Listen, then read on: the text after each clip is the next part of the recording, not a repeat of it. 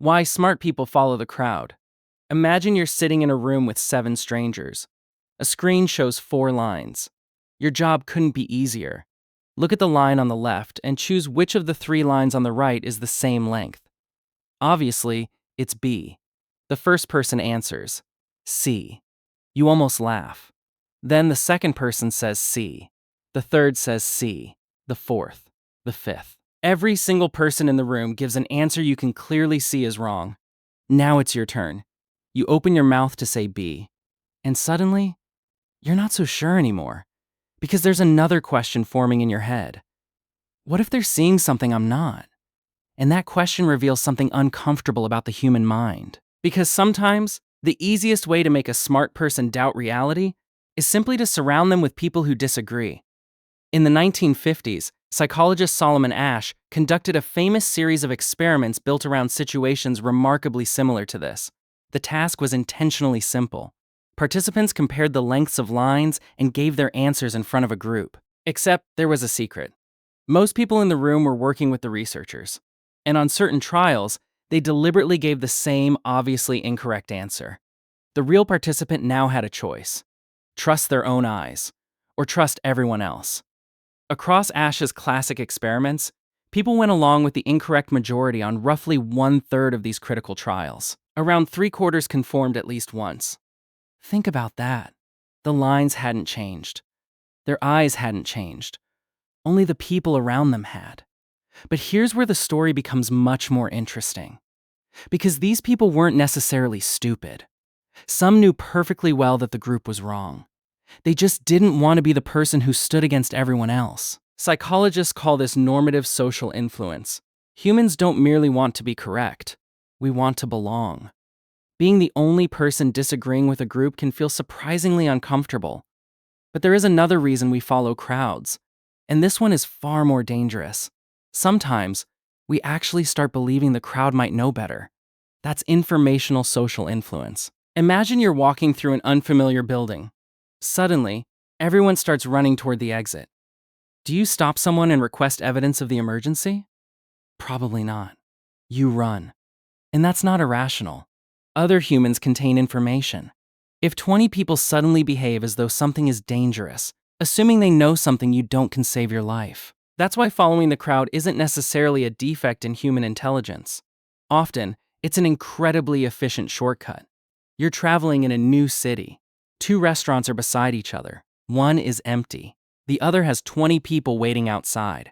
Which one looks better? The crowd has become information. And we do this constantly. 5-star products, best-selling books, trending videos, millions of views, thousands of comments. Everyone else appears to be telling your brain, this is worth paying attention to. Usually, that shortcut works. But there is a hidden problem. What if the crowd you're trusting is also trusting the crowd? Imagine 10 employees sitting in a meeting. Their boss presents a terrible idea. The first employee thinks, this makes no sense, but nobody else objects, so he stays quiet. The second employee also thinks it's terrible, but she sees everyone else sitting silently, so she stays quiet too. The same thing happens to the third, and the fourth, until something bizarre has happened. Almost everyone privately disagrees. Yet publicly, the room looks unanimous. Each person interprets everybody else's silence as agreement. This is related to a phenomenon called pluralistic ignorance, and it creates one of the strangest possibilities in human behavior. A group can appear to believe something that many of the individuals inside that group privately reject. Now, take that mechanism and give it the internet. Before you even decide what you think about something, you can see what everyone else apparently thinks. 3 million views, 200,000 likes, 10,000 angry comments, trending. Most popular? Everyone is talking about this. Those numbers aren't just numbers, they're social information. And social information can create feedback loops. Something gets attention because it appears popular. That attention makes it more popular. Its growing popularity attracts even more attention. Eventually, it becomes difficult to tell where independent judgment ended and imitation began. This matters because the famous wisdom of crowds has an important condition. The judgments need some degree of independence.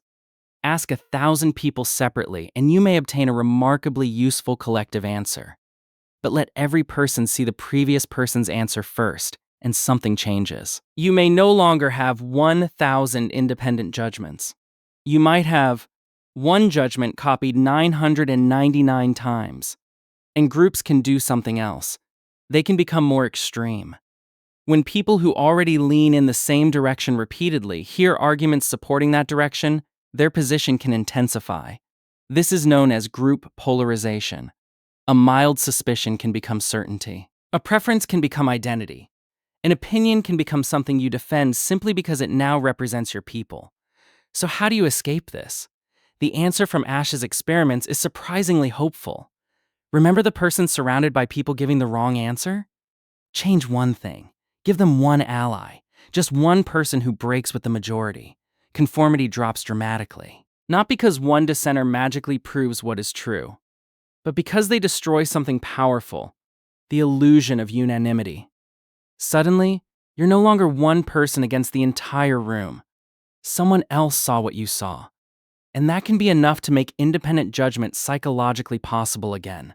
Which brings us to the uncomfortable truth. The most dangerous crowd isn't necessarily filled with stupid people. It can be filled with intelligent people, each watching the others, each assuming somebody else knows better, each afraid of being the only person who says, "Wait, this doesn't make sense."